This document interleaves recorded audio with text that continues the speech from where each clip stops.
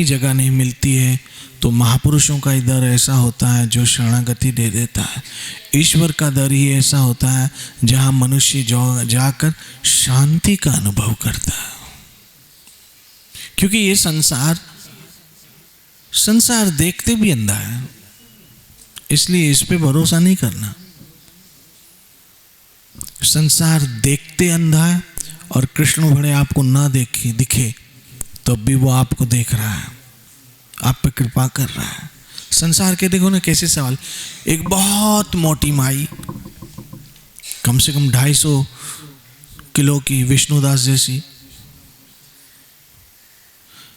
किसी के पाँव पे पाँव रख दे और वो भी हिल वाला चप्पल हो, और फिर पूछे बेटा लगा तो नहीं। कैसा सवाल है? कैसा सवाल लगेगा?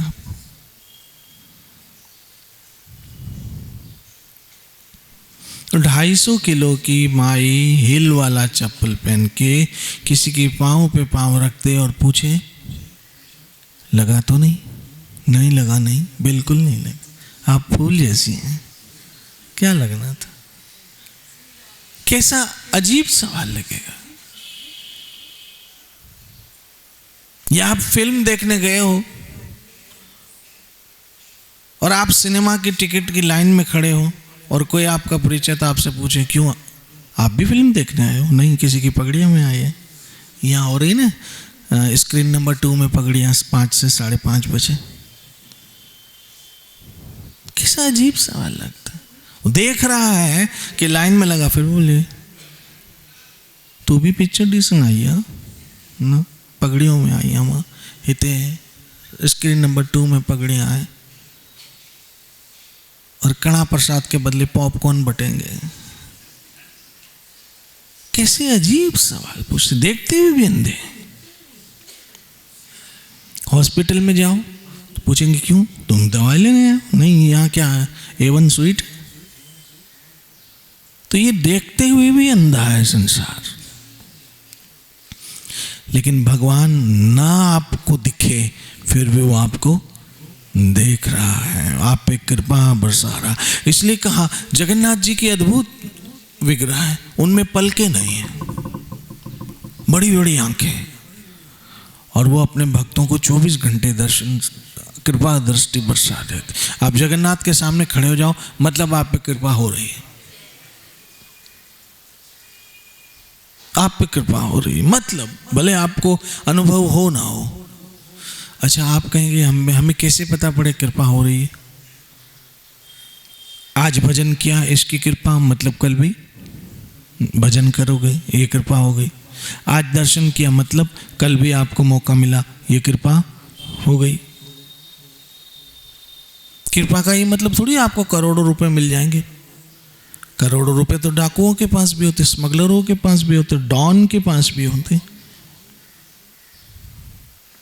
कृपा का मतलब और भजन और कीर्तन और सत्संग और दर्शन। तो वो चोर बात हो रही थी कि आप किसी भी नियत से भगवान का भजन करो, आपको सत्बुद्धि जरूर मिलेगी, आप निष्पाप हो जाओगे। इसलिए वो चोर चोरी करके भागा और जाके सत्संग में छुप गया। अब जरूरी नहीं है कि सब लोग हरी कथा सुनने ही आए, कोई टाइम पास करने भी आता है, कोई घर से बेजार होता, चलो बोलता वहाँ बैठ जाते, थोड़ी देर के लिए घर वालों की कट कट कट सुनने से बच जाएंगे। हर एक अलग अलग भाव से आता है।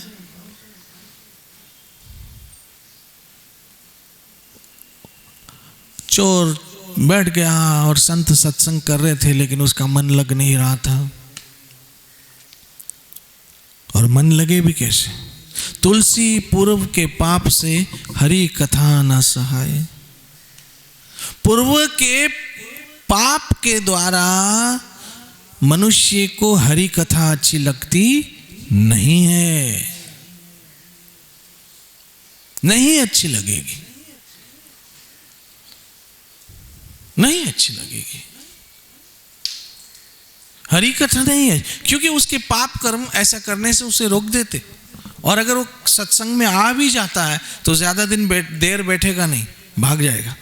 जैसे कोई शरारती बच्चा अपनी माँ के साथ आ जाए और माँ बैठना भी चाहती है, तो बच्चा इतना शरारत करता है कि उसको अंत में बेचारी को उठ के ऐसे पाप कर्म हमें उठा देते हैं।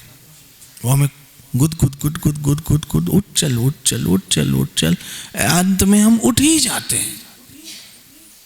ये आप जो बैठे हो ने, ये हरि कृपा से बैठे हो, ये वो कृपा बरस रही, तभी हम बैठे हैं। और तभी भले आधा घंटा पौना घंटा ही हमारा मन कथा में लग जाता है, सुनते हैं। और ये क्या है? ये गुरु कृपा है। इसलिए वो चोर भागते भागते सत्संग में आके छुप गया। सत्संग में कथा चल रही थी, अब कथा चल रही थी, लेकिन चोर का मन कथा में लग नहीं रहा था। महापुरुष 10वें स्कंद भागवत की कथा पढ़ रहे थे, जैसे यहाँ भी भागवत के श्लोक हो रहे हैं, और कहने लगे वृंदावन में जमुना के किनारे बहुत सारी गायों के बीच एक सांवला सलोना बालक अपनी लीलाएं करता है। चोर ने कहा, इन चीज़ों से मुझे क्या लेना देना, अब सांवला हो या गोरा हो, मेरे किस काम का। तब महात्मा ने कहा, उस बालक के ताज में, मुकुट में अनमोल हीरे लगे पड़े हैं, और गले में वैजयंती है, जिसका एक एक मोती का कोई मोल संसार में नहीं है, बहुमूल्य है। चोर के कान खड़े हो गए और ध्यान से सुनने लगा, क्योंकि इंसान हरि कथा भी अपने मतलब से सुनते हैं, जहां मतलब है। अगर इस आश्रम में मतलब की बातें हो तो रोड तक बाद लोग लाइन लगाएंगे। सिर्फ आप ये उल्लासनगर में बात फैला दो कि हमारे जो बापू हैं वो पानी पढ़ के देते हैं, और पानी जो भी पिए सबकी समस्याओं का समाधान हो जाता है। जिसकी शादी नहीं होती है वो पानी पिए, जल्द शादी हो जाएगी। जिनके यहाँ बालक नहीं होता है वो पानी पिए तो उनके यहाँ बच्चा हो जाता है। जिनके झगड़े चलते घर में, पानी पिए तो घर में पानी छिड़क दे तो झगड़े मिट जाएंगे। अब आप किसी न किसी को इस तरह से बातें करके लाओ तो दर्द तकलीफ तो सबको है, मरता क्या ना करता। यहाँ लाइन लग जाएगी, उनमें से 5-25 को तो फायदा तुक्का लग ही जाएगा। अब तुक्का लगेगा वो 500 को पकड़ के लाएंगे। रोज यहाँ लाइन लगेगी। अपने आश्रम के बाहर वड़ा पाव नहीं, वहाँ पानी के स्टॉल लगेंगे, और मेरा नाम पड़ जाएगा बाबा पानी वाला। जब मैं चलूंगा तो लोग बोलेंगे, बोल पानी वारे साईं जी। ऐसे लोग मेरे नाम की जय जयकार है, पानी वारे साईं जी।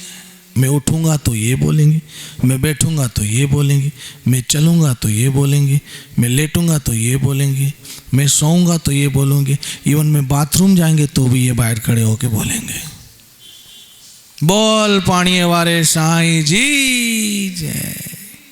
बाबो पानी वारो आयो तहां जा कष्ट कटंदो, दुखड़ा कटंदो सुखड़ा है, क्या बोलेंगे, दींदो।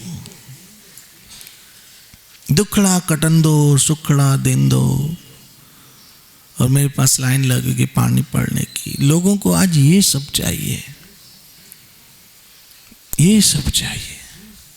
जहां मतलब की बात है वहां वो भागते हैं, लेकिन जहां मोक्ष की बात है वो उनकी समझ से परे है, क्योंकि अभी मोक्ष तो कल है, मतलब आज है।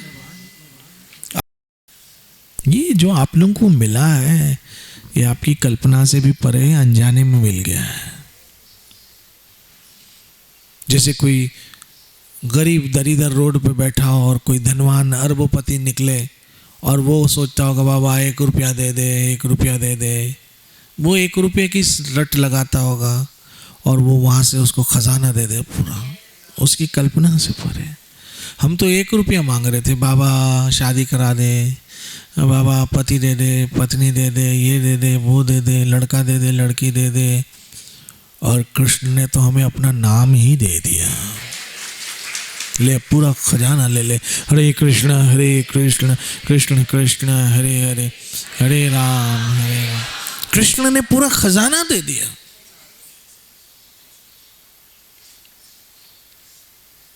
पूरा खजाना दे दिया। और आपको चाहिए क्या? अब तो बस इंतजार है यहां की यात्रा समाप्त हो और घर पहुंच जाए। अब उस यात्रा के बीच ये जो मिला है उसे मजबूत करके रखना। टिकट को खोने मत देना, नहीं तो टीसी तंग करेगा। फिर क्या करोगे? ये भजन को संभाल के रखना। ये टिकट है आपका, इधर उधर हो गया, खो गया, फिर सफर में बहुत तकलीफ हो जाएगी। इसलिए मैं आपसे रोज कहता हूं, रोज आओ सत्संग में, रोज आओ कीर्तन में, रोज आओ दर्शन करने, मौका मत छोड़ो। ये देव दुर्लभ वस्तु आप सबों को मिली है, इसका सम्मान करो। अगर अनजाने में भी ईश्वर नाम, हरि नाम हमारे मुंह से उच्चार होता है, अनजाने में भी हरि नाम हमारे मुंह से उच्चार होता है तो हमारा जन्म सफल हो जाता है। अनजाने में भी।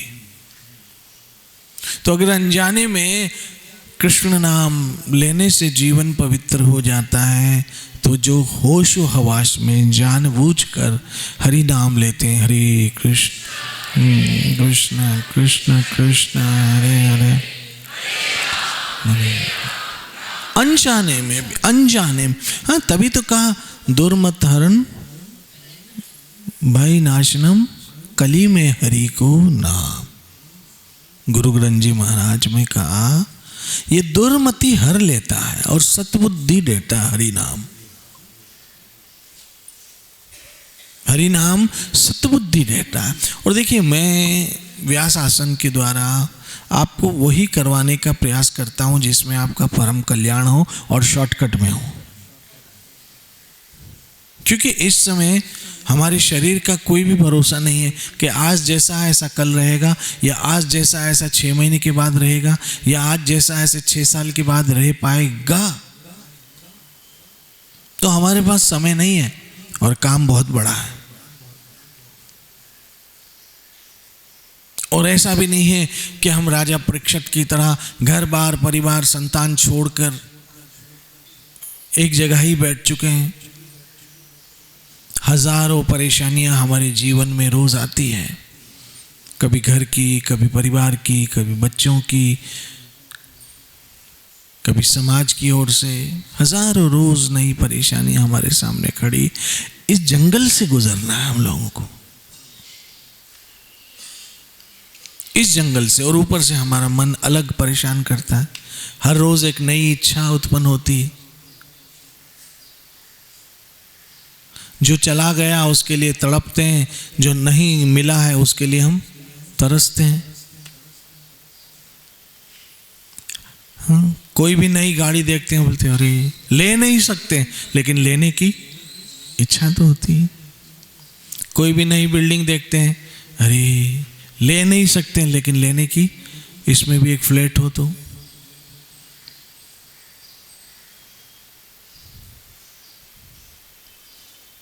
लेकिन ऐसा हरिनाम स्मरण करने से आपको जमीन तो छोड़िए, आसमान तो छोड़िए, भगवान के धाम में जगह मिल सकती है, अगर अंत तक आपका यही चलता रहा। हरे कृष्ण कृष्ण कृष्ण हरे हरे, हरे राम।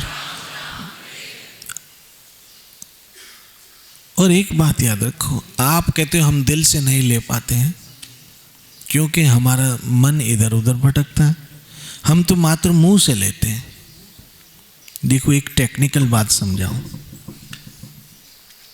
कृष्ण ने गीता में क्या कहा? ये यथा माम प्रपद्यन्ते ताम तथा एव जी भजामि हम। भगवत गीता कौन सा अध्याय? चौथा अध्याय। चौथे अध्याय में श्री कृष्ण कहते हैं ये यथा माम प्रपद्यन्ते ताम तथा एव भजामि हम।